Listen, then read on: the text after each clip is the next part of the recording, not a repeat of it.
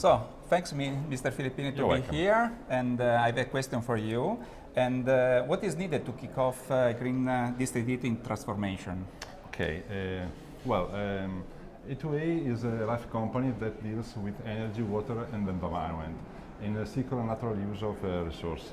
And for our company, we think that district heating is one of the smart infrastructures that can help to achieve this goal. But what is necessary for this result? First of all, we need a financial support. So I have a possibility to have support the investment in these networks and in this recovery system that are very capital intensive infrastructure.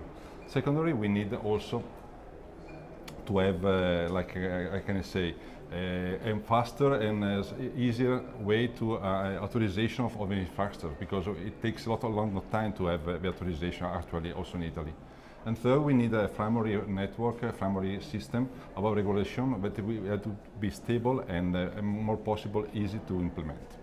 Very good. And what initiative have you taken to achieve a green district heating with less CO2? Okay, well, look, also in our network we use the most efficient power plant system, and we are trying to recover energy from what is available in the area. For example, in Brescia we have recovered actually energy from two mills and from other systems. For optimizing our waste-to-energy plant that already supply half of an entire energy of our network, we are now installing some heat pump that increase the power of the plant up to 6 megawatt more. And that for optimizing the use of this resource, we are also increment the size of our heat storage. At the moment, we have more than 10,000 cubic meter of water installed for heat storage.